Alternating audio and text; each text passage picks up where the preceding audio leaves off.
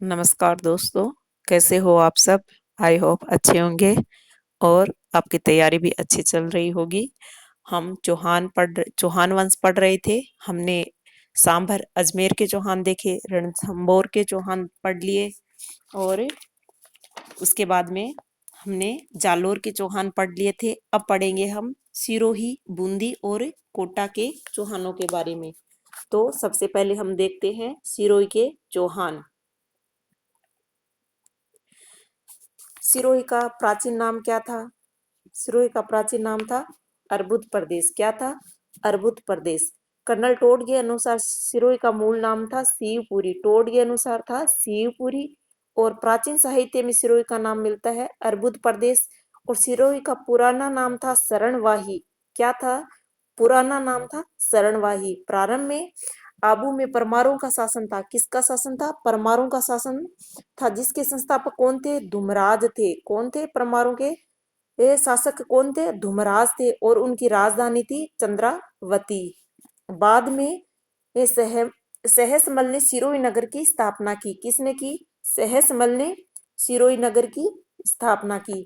फिर आते हैं लुम्बा चौहान। सिरोही की जो देवड़ा शाखा थी उसके संस्थापक थे लुम्बा चौहान। इन्होंने 1311 ईस्वी में आबू और चंद्रावती के परमारों आबू और चंद्रावती को परमारों से छीनकर देवड़ा शाखा की स्थापना की थी। किसने? लुम्बा चौहान ने आबू और चंद्रावती को परमारों से 1311 ईस्वी में छीन लिया था और चौहानों की जो देवड़ा शाखा थी उसकी स्थापना की थी। और जो देवड़ा चौहानों के कुल देवता थे वो थे सारणेश्वर महादेव। अब आते हैं अखेराज देवड़ा।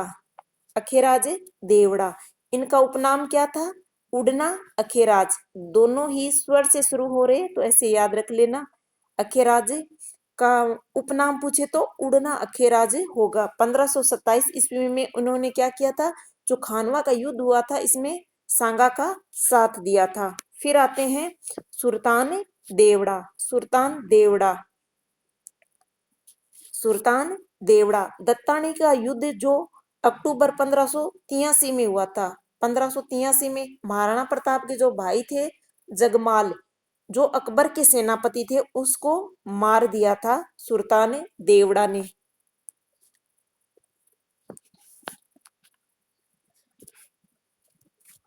इसके बाद में आते हैं बूंदी के चौहान। बूंदी के चौहान कुंभकालीन जो लेख है उनमें बूंदी का नाम मिलता है वृंदावती। क्या मिलता है? वृंदावती। जो कुंभकालीन लेख है उनमें बूंदी का नाम मिलता है वृंदावती। देवसिंह हाड़ा। देवसिंह हाड़ा बूंदी के शासक जेता मीणा को पराजित किया और बूंदी राज्य में हाड़ा चौहान वंश की स्थापना की। जो बूंदी का शासक जेता मीणा था उससे बूंदी को छीन लिया और बूंदी में क्या करते हैं? हाड़ा चौहान वंश की स्थापना करते हैं देवी सिंह हाड़ा। इनके बाद में आते हैं वीर सिंह या बरसिंह हाड़ा, जो 1354 ईस्वी में तारागढ़ किले का निर्माण करवाते हैं बूंदी में। क्या करवाते हैं? 1354 ईस्वी में तारागढ़ किले का निर्माण करवाते हैं बरसिंह या वीर सिंह हाड़ा। इनके समय मालवा का शासक मोहम्मद खिलजी था और बूंदी पर 3 बार आक्रमण करता है जिसमें ये बरसिंह वीर गति को प्राप्त हो जाते हैं। इनके बाद में आते हैं राव सुरजन हाड़ा।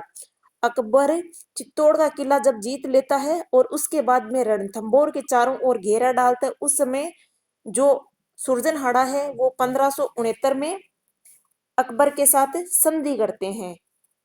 अकबर ने चित्तौड़ का किला जीत लिया, रणथंभौर के चारों ओर डेरा डालते हैं। उस समय सुरजनहाड़ा जो 1569 में अकबर के साथ संधि करते हैं। इसके बाद में आते हैं अकबर ने सुरजनहाड़ा को उपाधि दी थी। किसकी उपाधि दी थी? राव राजा की उपाधि दी थी। राव सुरजनहाड़ा को राव राजा की उपाधि दी थी और 5000 का मनसबदार दिया था। कितने हजार का? 5000 का मनसबदार दिया था। और चंद्रशेखर ने, जब हम हमीर महाकाव्य पढ़ रहे थे ना, पीछे वाले हमीर देव चौहान के बारे में जब पढ़ा, उसमें हमने जो लेखक और उनके जो ग्रंथ देखे थे, उसमें हमने पढ़ा था सुरजन चरित्र, और उसके लेखक कौन थे? चंद्रशेखर है। तो राव सुरजनहाड़ा के कहने पर चंद्रशेखर सुरजन चरित्र ग्रंथ की रचना करते हैं। इसके बाद में आते हैं राव रतन सिंह हाड़ा। तो इन्हें जहांगीर ने 5,000 का मनसबदार दिया था। सुरजनहाड़ा को तो कौन देते हैं? अकबर देते हैं 5,000 का मनसबदार और राव राजा की उपाधि देते हैं। और राव रतन सिंह को 5,000 का मनसबदार जहांगीर देते हैं। कौन देते हैं? जहांगीर देते हैं। और इनको रामराज और चित्रकला प्रेमी होने के कारण सर बुलंद राय की उपाधि दी जाती है। सर बुलंद राय की उपाधि दी जाती है। इसके बाद में आते हैं राव शत्रुशाल या छत्रसाल हाड़ा। बूंदी के किले में ये क्या करवाते हैं? रंग महल का निर्माण करवाते हैं। और बूंदी में केशवराय पाटन यानी केशवराय मंदिर का निर्माण करवाते हैं। जो केशवराय पाटन है, वहां केशवराय मंदिर का निर्माण करवाते हैं बूंदी में।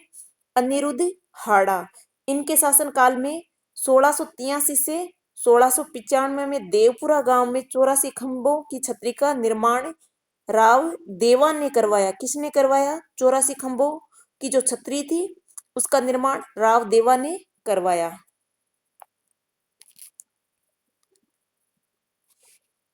इनकी जो पत्नी थी नाथावती, जो 1699 में बूंदी में रानी जी की बावड़ी का निर्माण अपने पुत्र बुद्ध सिंह, इनके पुत्र कौन थे? बुद्ध सिंह थे, उनके शासनकाल में वो इस बावड़ी का निर्माण करती है, रानी जी की बावड़ी का। नाथावती 1699 में बुद्ध सिंह के काल में करवाती हैं। इनका पुत्र जोध सिंह हाड़ा जेत सागर तालाब बूंदी में गणगौर के उत्सव के लिए करवाते हैं। गणगौर के अवसर पर रानियों और गणगौर की प्रतिमा के लिए करवाते हैं और उसमें साथ में डूब जाते हैं, तो इसलिए कहा जाता है कि हाडो ले डूबो गणगौर। इनके बाद आते हैं राव बुद्ध सिंह।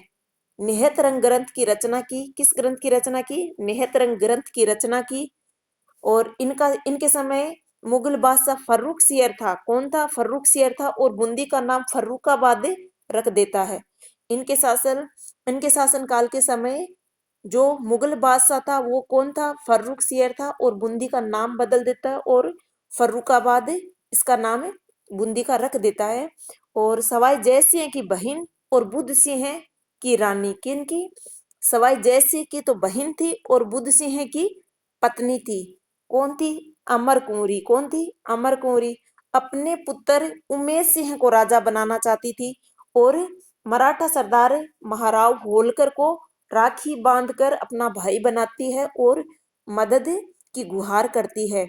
सवाई जय सिंह किनको बूंदी का शासक बना देते हैं? दल्लेल सिंह को। किसको शासक बना देते हैं? सवाई जय सिंह दल्लेल सिंह को बूंदी का शासक बना देते हैं और यहीं से राजस्थान में मराठों का प्रवेश प्रारंभ हो जाता है।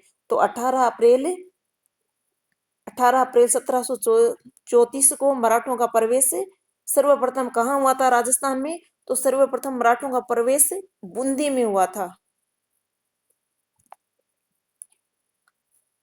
इसके बाद में आते हैं उमेश सिंह। उमेश सिंह के पास हुंजा नामक घोड़ा था। उनके घोड़े का क्या नाम था? उमेश सिंह के हुंजा।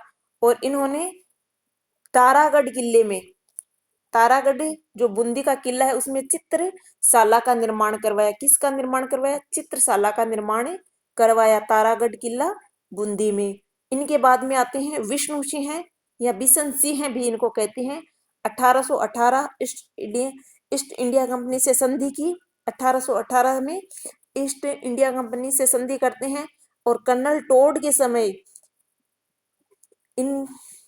कर्नल टोड ने इनके समय जो सती प्रथा थी उस पर रोक लगाने में या उसको गैर कानूनी घोषित करने में इनकी सहायता की 1822 में। और सर्वप्रथम बूंदी में ही इस क्रूर प्रथा पर रोक लगती है। इनके बाद में आते हैं बहादुर सिंह और ये बहादुर सिंह बूंदी के अंतिम शासक हुए थे। इसके बाद में पढ़ते हैं हम कोटा के चौहान। कोट या भील के नाम पर कोटा का नाम कोटा पड़ा था। क्या पड़ा था? कोटा का नाम कोट या भील के नाम पर पड़ा हुआ है। और कोटा का पुराना नाम क्या है? नंदग्राम है। बूंदी का तो पुराना नाम था वृंदावती और कोटा का पुराना नाम है नंदग्राम। कोटा प्रारंभ में बूंदी रियासत का ही भाग था। किसका भाग था? बूंदी रियासत का ही भाग था। और यहाँ पर क्या था? चौहानों की जो हाड़ा शाखा थी बूंदी वाली, यहाँ पर उसका ही शासन था। और 1631 में शाहजहां ने बूंदी नरेश रतन सिंह के पुत्र, रतन सिंह के पुत्र थे जो बूंदी के शासक थे, रतन सिंह, उनके पुत्र थे माधो सिंह जो कोटा के संस्थापक थे, उनको कोटा दिया था। किसने दिया था? शाहजहां ने रतन सिंह के पुत्र माधो सिंह को कोटा दिया था। इसके बाद में आता है मांगरोल का युद्ध जो हुआ था 1821 में। कब हुआ था मांगरोल का युद्ध? 1821 में। तो ये पूछ सकते हैं, ये नया क्वेश्चन है। मांगरोल का युद्ध 1821 में हुआ था। कोटा के महाराव किशोर सिंह द्वितीय, कौन थे? किशोर सिंह द्वितीय थे। और झाला जालिम सिंह जो कोटा के फौजदार थे। झाला जालिम सिंह कौन थे? कोटा के फौजदार थे। और महाराव कौन थे कोटा के? किशोर सिंह द्वितीय थे। इनके मध्य कोटा की जो प्रशासनिक शक्तियां थी उनको लेकर बारा के पास एक मांगरोल का युद्ध होता है, जिसमें अंग्रेजों ने जालिम सिंह का साथ दिया। और युद्ध जीतने के बाद जालिम सिंह कोटा प्रशासन के सर्वेसर्वा बन जाते हैं।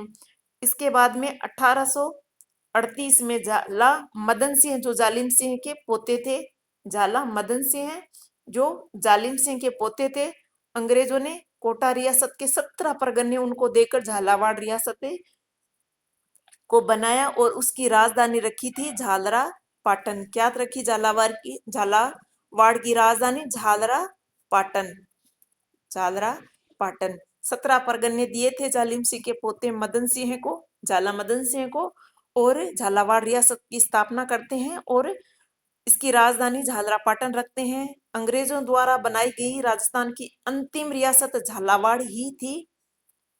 अंतिम रियासत कौन सी थी? तो ये झालावाड़ अंतिम रियासत थी।